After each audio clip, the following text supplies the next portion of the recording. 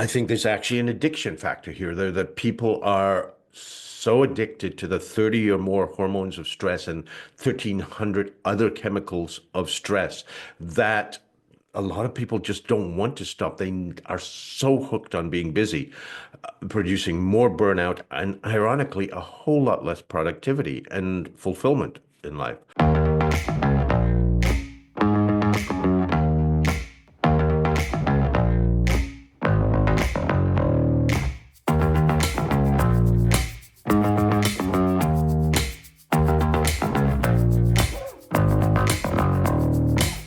Life seems to be getting busier and busier. The demands on you are growing like crazy from your family, from your friends, from your workplace, from your community, from everybody. It seems like they need things, energy, time from you, and there's nothing left for you. And it seems like this is just accelerating. Things are getting more chaotic.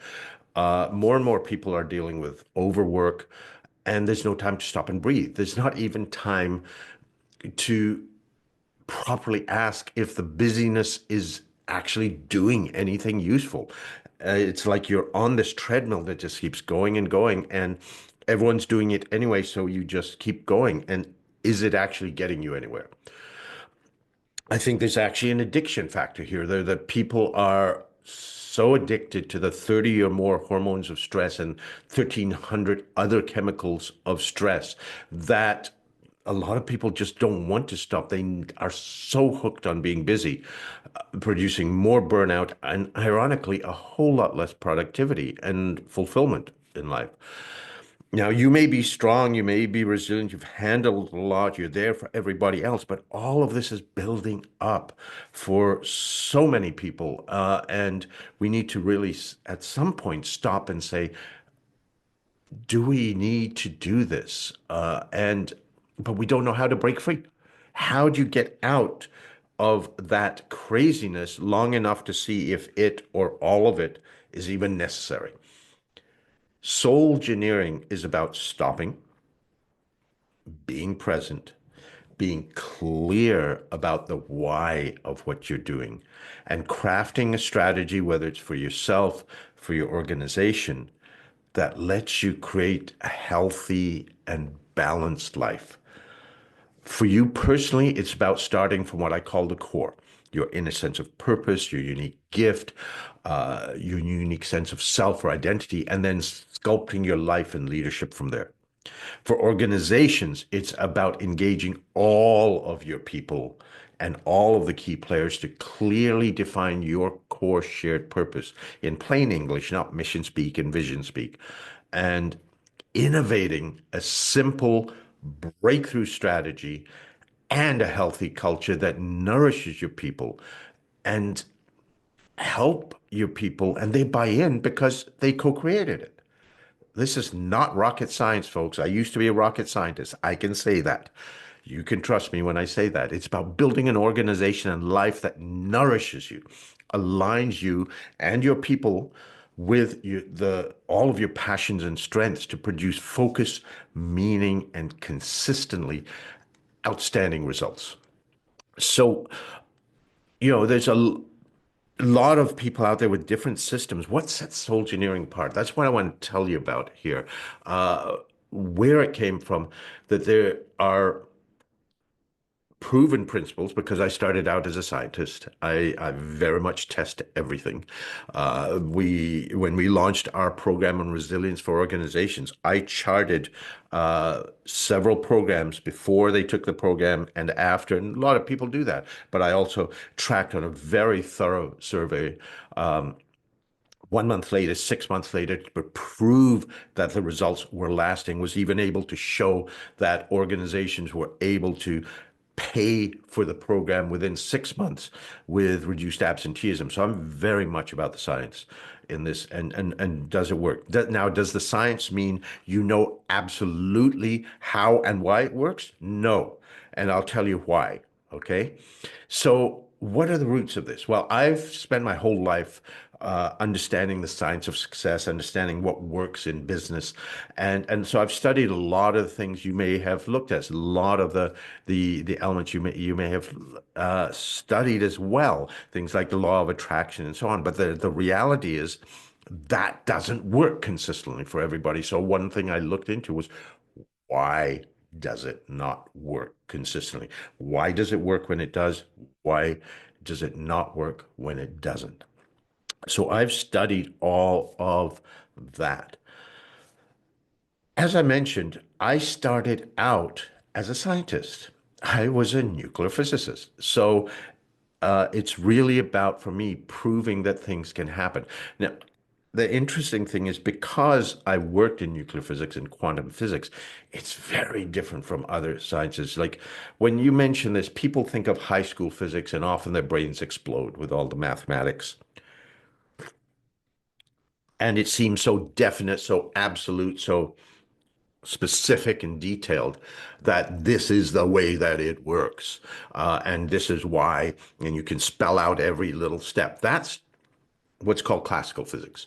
Quantum physics is completely different. One of the core elements of quantum physics is the Heisenberg uncertainty principle, which says you cannot know everything. The more you know one thing, the less you know another. In terms of particles, the more you know exactly where a particle is, the less you know how fast it's going. You cannot know both. So this law of uncertainty is inherent in it. And also it's probability. Nothing is absolute. It's all about probability.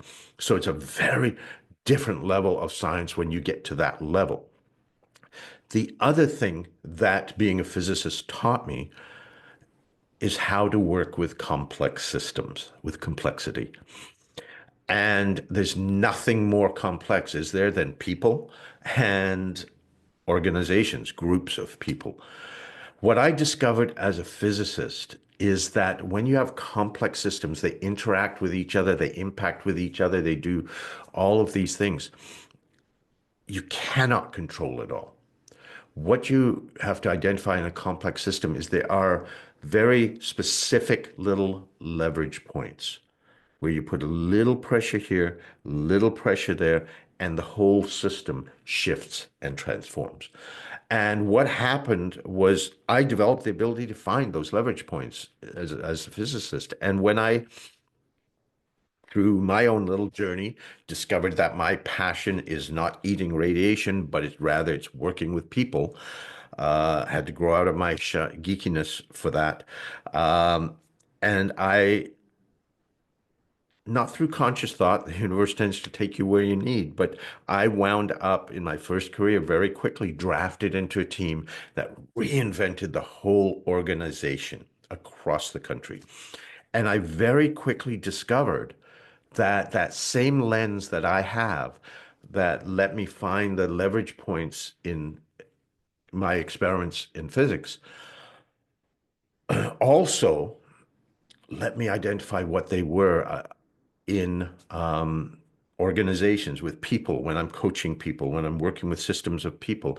And if you put a little bit of pressure in, everything else shifts around. What most people do when they're dealing with complexity is they make it complicated and they analyze it to death and try to find all of the factors that directly impact and so on. And the gift I had was realizing that you can't know everything, but you can influence probability.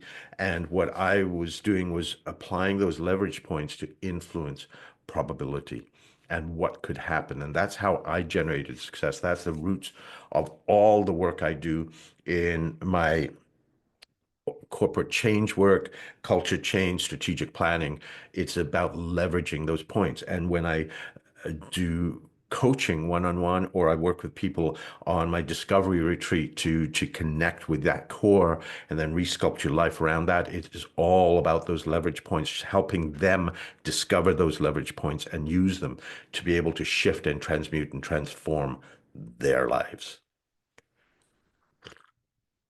So let me give you an idea of how this works, or maybe this whole, you know, this is not meant to be complicated, but I'll give you how I first started discovering it. When I was doing my research in physics, we were working with a particle accelerator, a cyclotron. For anyone who knows it, it was 35 to 50 MeV protons that we were working with. And what would happen is our lab was 7 meters underground. And we had a building up in the parking lot that would generate ions that shoot it down in the particle accelerator that would then start to flip them around, and the protons would get accelerated, and then shoot down one of many beam lines where the experiments were. And the ideal was to have maximum beam on target so you could do the best you could with your experiment. Now, what happened is every once in a while we had to do maintenance on those on the particle accelerator, take it apart, put it back together. I absolutely hated it because I was a skinny runt back then, 110, 120 pounds. And guess who was the tiny guy that could get up into those trays that held the wires and sort all that out? It was horrible. But anyway, we would take this particle accelerator out, put it back together. So all the settings that were calibrated for so long, so beautifully, were ruined. And we brought in a computer to optimize the beam so that it would be, as much beam on target as possible again.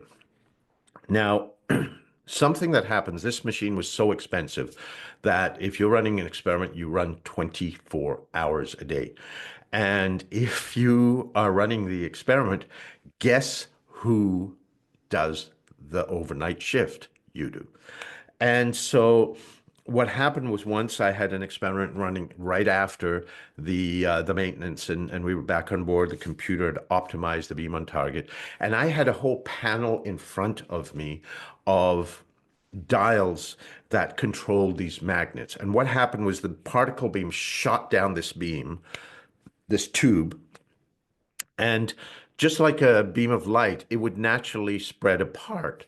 But what we used, we focused it just like a beam of light, except instead of using lenses, glass lenses, we used magnets to focus it. Now, it was a lot more complicated when you're doing, it's not just stick a lens in and it narrows the beam, blah, blah, blah. When you're working with particles, what happens is you've got, pardon me for getting a little mathy here, but the beam line where the beam's shooting down is what we call the z-axis, and the vertical is the y, the horizontal is the x. And if you focus the beam in the x-axis, it actually defocuses it in the y. So you have to have a series of magnets that focus, defocus on all these different planes to actually make it focus together in all levels, so that you don't wind up with a big slit going one way or the other of particles. And you want a point that's very intense. So we had all of these magnets along the beam line, and I had these dials in front of me. And what I started doing was I started working with those dials, adjusting the magnets. And at first, it took me a whole 8-hour shift. But then I started doing it in 3, 4 hours, and then in an hour, and then in a few minutes, where I could get 3 to 4 times the beam on target at the end that the computer had optimized it for. Now, you cannot do this thinking it. You see, this is where physics, quantum physics, nuclear physics is totally different from the physics that blew up your brains from high school. We're not dealing with three-dimensional stuff. We deal with infinite dimensional math, fractional dimensional math. You cannot think it. What I realized I didn't know I was doing it at the time, but what I realized that I did was that I felt the whole beam line sensed it in my head. I didn't think it, I could feel it. You can't feel infinite dimensions. You can't think infinite dimensions. You can only feel it. You can sense it. And I could sense how the magnets were interacting with each other. It's incredibly complex mathematics. If you ever worked it out, back then our computers could never have worked it out. So they just weren't advanced enough. but somehow in my head, I sensed the whole beamline, and I was able to manipulate it. I felt how those interactions happen, one magnet to another down the line, to be able to optimize the beam on target. So that was my objective. That's how I did it, through understanding the complexity and finding those pressure points and not thinking it, not analyzing it, but sensing what was the pressure point to apply and how to. At the same time that I did this, I was DJing at nightclubs. I was DJing at the top dance club in town. And my job was 400 or 500 people in the club, was to constantly keep people churning through the dance floor, having a great time, feeling great, moving through, so that they would also go to the bar, buy drinks, buy food, and all that, so that the bar would make money, and then build it up to a crescendo at the end of the night, so everyone feels amazing and wants to come back. What I realized that I was doing was, I'm an empath, and I could sense the emotions of the crowd. I could sense all of the emotions of 500 people in the nightclub. And what I did was, I realized that, just as with the cyclotron, with the particle accelerator, by changing the dials for the magnets, for the electromagnets, by what song I mixed into what song at what point, by changing the pitch by a few tenths of a percent, I could sculpt those emotions to be able to build people up, off, move, and move them out. And I think in my decade or so of DJing, I think I cleared the dance floor 3 times ever. And those were early on in my career. And it was about sculpting the emotions through the night. So instead of focusing the beam, I was sculpting emotions at the time. And also, a third piece was, I was at the same time running the backbone of a children's telethon, which was 2,000 volunteers over 3 days and nights. I was running the administration office, and incredibly complex, that when a crisis happened and a volunteer went this way, you had to move it and find it back up and whatever. You couldn't think it. But I found I was using that same understanding of complexity. And in my head, I sensed the whole. And whenever there was a shift here, I would my intuition said, I've got to change this. I've got to move this person there. And I was able to manage that. So it's about a lifetime of practice of building on that awareness of, you cannot control anything, but you have to sense what you're going for and identify what is it that influences the outcome. And that's what SOULgineering is. It is about the processes, the principles, the simple disciplines that you can use to bring more heart, more soul into your life, into all of your work.